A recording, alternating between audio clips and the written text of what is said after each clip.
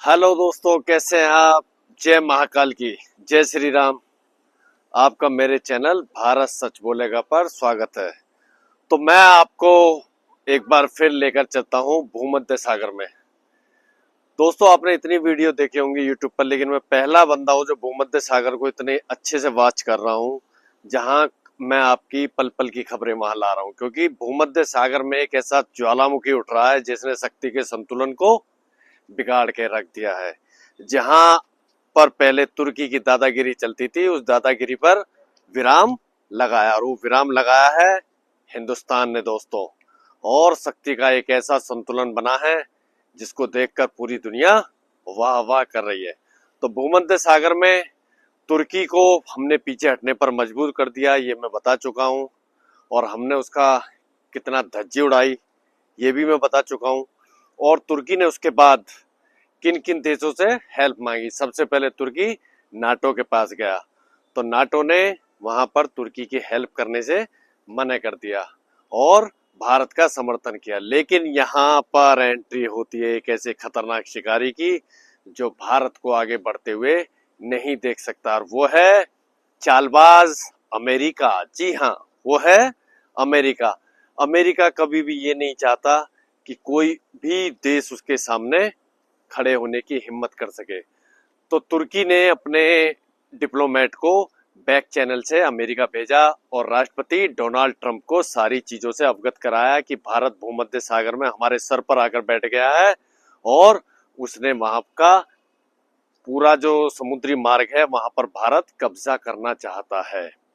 इसी के साथ ही अमेरिका ने बहुत रणनीति को ध्यान से देखा, समझा और परखा, और उसके बाद नाटो के साथ अमेरिका ने कम से कम 150 जहाजों के साथ, जी हाँ, नाटो के 150 जहाजों के साथ अमेरिका ने भूमध्य सागर की घेराबंदी शुरू कर दी। यहाँ पर भारत दोस्तों पहले ही कह चुका है कि भूमध्य सागर का जो जलमार्ग है वो किसी एक देश का आधिपत्य नहीं रहेगा, चाहे वो तुर्की हो, नाटो हो, यूरोप हो या अमेरिका हो। तो यहाँ पर भारत ने अपनी स्थिति को मजबूत कर लिया, और जहां पर तुर्की अवैध नौसेना का अड्डा बना रहा था उसको भारत ने अपने हाथ में ले लिया, और वहां पर 4 शिप्स हमने पहले ही डिप्लॉय कर दिए।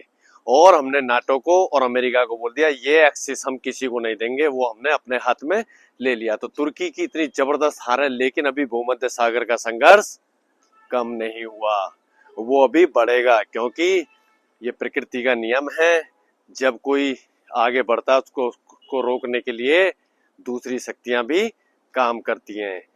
तो यहाँ पर अमेरिका भारत की को कभी भी बर्दाश्त नहीं करता, लेकिन भारत ने साफ कर दिया भूमध्य सागर किसी के बाप की जागीर नहीं है।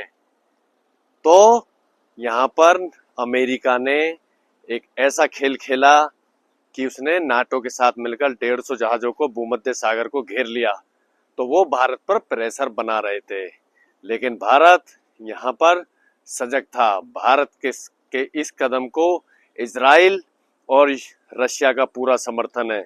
रशिया ने तो यहाँ तक कह दिया कि अगर भारत पर नाटो की एक भी गोली या एक भी मिसाइल चली तो इसको रशिया पर युद्ध माना जाएगा, और यहाँ पर इजराइल का सपोर्ट था।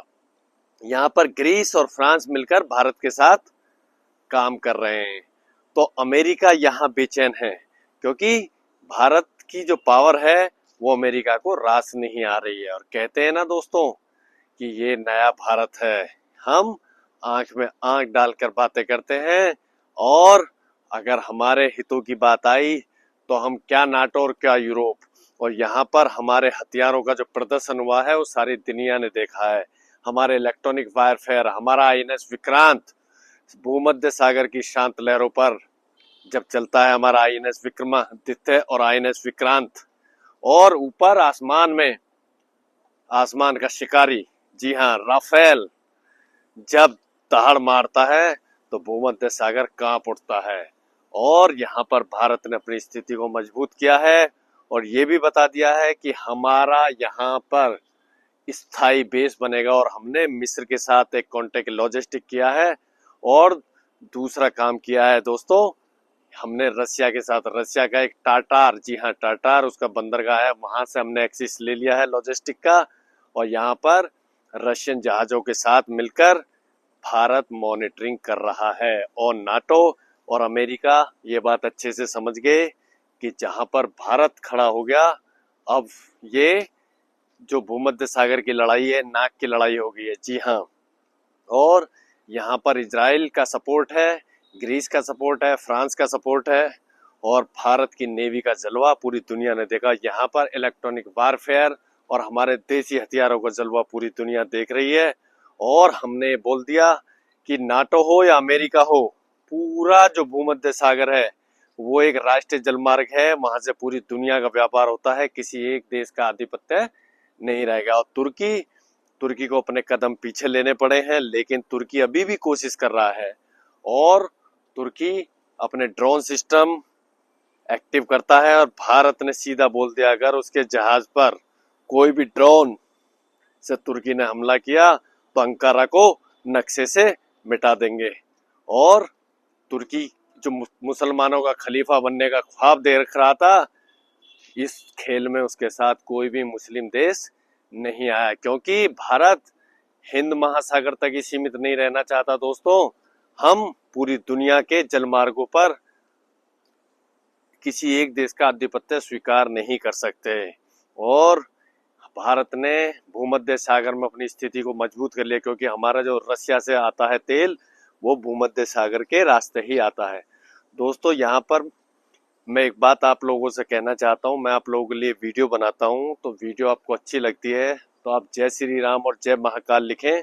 और हाँ, मेरी वीडियो सिर्फ वही लोग देखें जिनको हिंदुस्तान से प्यार है, चाहे वो किसी भी जाति के हों या धर्म के हों, लेकिन जिनके अंदर अपने देश के लिए जज्बा है और जिनको अपने देश से प्यार है, वही लोग मेरी वीडियो को देखें और ज्यादा से ज्यादा लोगों को शेयर और कमेंट्स करें। तो यहाँ पर रशिया, इजराइल और इंडिया का त्रिगुट खड़ा हो गया है, जिसने नाटो को हिलाकर रख दिया है। नाटो को समझा दिया है कि अगर आप यहाँ पर कब्जा करना चाहोगे तो वो हम होने नहीं देंगे। यहाँ पर रशिया की परमाणु पनडुब्बी और इंडिया की अरिहंत, INS अरिहंत, जी हाँ, वो गश्त कर रही हैं। और इजराइल का इलेक्ट्रॉनिक वारफेयर और इजराइल की टेक्नोलॉजी तीनों मिलकर ही काम कर रहे हैं।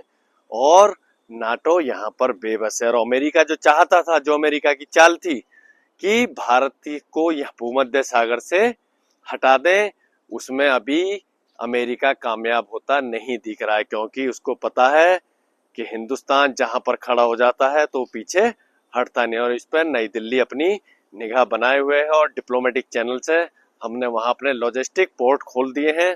और भारत भूमध्य सागर में जो तुर्की ने अपना नौसेना का अड्डा बनाया था, उसको भी अपने कब्जे में ले लिया है। और ये एक ऐसी घटना है जिसने भारत को एक उभरती हुई वैश्विक शक्ति बना दिया है। और अब दुनिया ये जान चुकी है कि भारत को अब नजरअंदाज नहीं कर सकते हैं। दोस्तों, तो ये मैंने वीडियो आपको बताई है। वीडियो अच्छी लगती है आपको, वीडियो को ज्यादा से ज्यादा लोगों को सब्सक्राइब करें। और हाँ, चैनल को लाइक्स करें, सब्सक्राइब करें। और वीडियो अच्छी लगती है तो जय श्री राम बोलने में परहेज ना करें। जय श्री राम।